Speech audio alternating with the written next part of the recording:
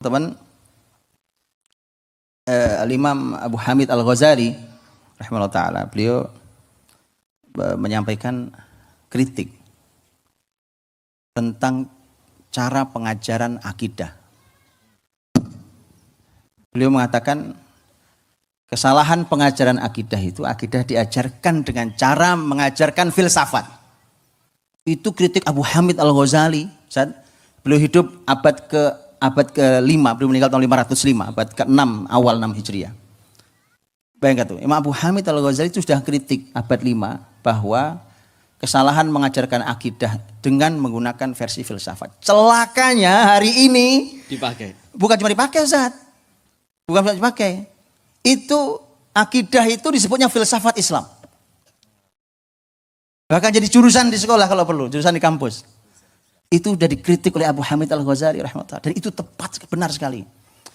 Tahu kan filsafat di mana diajarkan, Ustaz? Filsafat, ya kan filsafat kan kemudian filsafat. Kita mau bicara apa? Kita dengan bicara, kita buat logikanya, kita buat urutan ininya. Terus gitu sampai kita rumuskan sesuatu, itu berputar-putar di kepala sini, muter. Kita cari Tuhan. Oke. Tuhan itu apa? Ar-Razzaq. Tuhan itu apa? Al-Khaliq. Al-Khaliq. Oke. Pencipta. Pertanyaan saya. Kalau manusia sudah masuk surga dan masuk neraka, apakah dia masih layak disebut Al-Khaliq? Wah, kayak filsafat. Kita berputar, kita bicara berputar. Oke. Itu yang dikritik tentang pengajaran akidah. Kita buka kitab tauhid apapun. Kitab akidah, kita buka. Kita bacakan. Sampaikan. Asal semua adanya di sini. Dia belum jadi iman. Selama masih di pikiran belum jadi iman? Dia belum, dia kan baru jadi wawasan ilmu. Itu orang kafir aja bisa punya. Betul kan? Nah iya, dosen-dosen orientalis itu kan. Itu luar biasa kalau mereka bicara tentang ilmu-ilmu Islam. Terus bagaimana ceritanya? Nah, itulah mengapa pembahasan tentang iman itu bukan tentang bagaimana ini sekedar dibacakan buku. Suatu hari saya ditanya Ustaz tentang oleh beberapa guru. Dia nanya gini, Ustaz, di sekolah kami mengajarkan tafsir untuk anak-anak. Saya mulai janggal ya kalimat tafsir untuk anak-anak. Antum janggal atau enggak janggal? Biasa aja ya. Biasa aja. Itulah makanya. Oke, saya bilang, umur berapa? Umur sekian, SD, saya lupa. Dia nyebut SD kelas berapa. Oke. Terus gimana pertanyaannya? Pertanyaannya adalah kitab tafsir apa yang cocok untuk mereka? Untuk anak. Saya jawab tidak ada yang cocok. Bukan dari situ Islam diajarkan. Maksudnya ya. Jadi kita ini bahkan ini kan baik, iya baik, tapi nggak jadi. Karena belum saatnya mereka dengar tafsir itu, imannya dulu. Sebenarnya bukan begitu, Ustaz. Karena saya sudah bisa bayangkan. Pokoknya saya tunjuk tafsir apalah yang paling sederhana. Oke, tafsir ini untuk anak-anak. Nanti dibacakan, diinikan ke mereka, mana gurunya nggak terlalu menguasai juga, ya kan? Kalau menguasai dia nggak perlu pegang tafsirnya. Ini semua bisa. Sehingga dia leluasa untuk mengekspresikan diri, mengeksplorasi tema. Kan enggak. Di depannya ada buku yang dia terpaku oleh buku baca. Dapat apa anak-anak? Iman yang diajarkan Rasul sallallahu alaihi wasallam itu bukan sekedar teori yang disampaikan. Kalau qul huwallahu ahad itu teori dalam Quran tentang Allah itu ahad. Allahus samad itu akidah semua. Betul ya? Lam yalid wa lam yulad wa lam yakul lahu kufuwan ahad, itu semuanya akidah temanya. Oke, itu teorinya. Sahabat paham, ya. Maka setelah itu kemudian tentang praktek di harian itulah yang dijaga oleh Nabi SAW di para sahabatnya.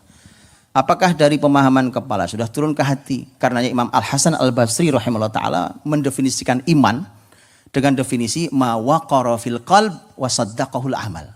Apa yang tertancap kuat di hati dan dibuktikan dalam amal. Jadi nggak ada pembahasan akal di situ. Kecuali kita tadi menggunakan ayat bahwa akal itu hati.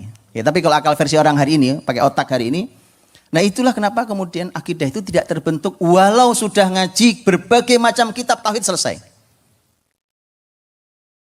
Itu karena tadi polanya. Lihat Rasul SAW. Ini saya sering kisahkan. Jabir Jabir bin Abdullah radhiyallahu anhu. Suatu malam beliau anak muda, kan beliau sahabat muda. Bulan purnama malam hari. Mereka menikmati purnama yang indah, ya kan. Nih, ini contoh juga nih. Kita udah kehilangan kenikmatan untuk menikmati indahnya langit. Pada Allah menyebut bintang, bulan itu semua adalah zina, perhiasan. Antum punya perhiasan supaya indah, betul?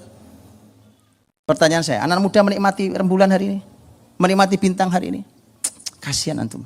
Menikmati medsos. Kolai kasihan. Antum lebih banyak melihat ke bawah gini, ya, timbang melihat ke langit. Kayaknya harus ada program melihat ke langit, Ustaz. Untuk mengalahkan ini ya, medsos apa HP ini kan. Coba program melihat ke langit. Kalau mau lebih asik lagi, matikan lampu satu kota Pare di saat purnama. Temanya adalah yuk kita nikmati keindahan langit. Nah, gitu ya. Boleh diusulkan, Pak? Oh, boleh sekali, bisa. Ini ada banyak pemesan. Merusak aturan ini. Baik, jadi purnama itu sahabat menikmati, Jabir menikmati. Anak muda, Nabi pegang pundaknya Jabir. Innakum, kata Nabi, innakum satarawna rabbakum karu'yatikum hadal badr la tudamun. Kalian akan melihat Rabb kalian, akan melihat Allah nanti seperti kalian lihat purnama ini. Tidak saling berdesakan di antara kalian. Kalau lihat purnama kan enggak ada desek-desekan, ya kan? Makanya Imam Ibnu Qayyim rahimahullah taala sampai mengatakan gitu. Ilustrasi hasad itu. Dengki, iri. Imam Ibnu Qayyim mengatakan dengki, iri itu ilustrasinya seperti kita lihat ke langit. Jadi kalau ada purnama, Ustaz, antum menikmati, saya menikmati. Teman-teman semua ngaji di sini ngaji purnama.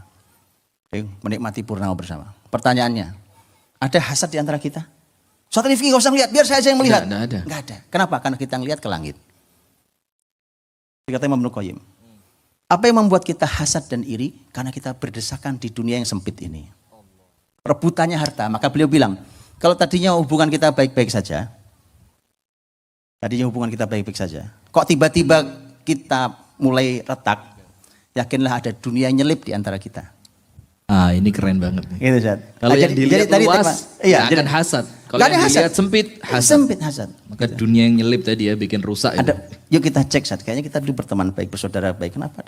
Kayak ada dunia di antara kita nyelip nih. Ada kepentingan yang kita sedang perebutkan ya. Jadi Rasul tadi mengingatkan, memberikan pelajaran akidah pada Jabir. Lihat cara memberikan pelajaran akidah. Alam ini harus jadi pelajaran akidah. Untuk menguatkan akidah tauhid kita pada Allah ini dengan alam ini. Lihat purnama saja, oleh Nabi dikait, kau akan lihat Tuhanmu nanti. Pada Rabbmu kau lihat. Dan yang bisa melihat Rabb hanya penduduk surga. Ya kan? Wujuhu yawma idzin nadhirah ila rabbiha nadhirah. Jadi melihat itu Allah, Nabi SAW mengaitkan itu dengan akidah. Begitu belajar akidah. Bukan dibacaan kitab tauhid, kitab berbagai macam kitab tauhid. Itu bukan tidak penting, harus. Itu harus dibaca. Cuma masalahnya kita berhenti di situ dan itu sudah dikritik Al-Ghazali sejak abad 5 Hijriah.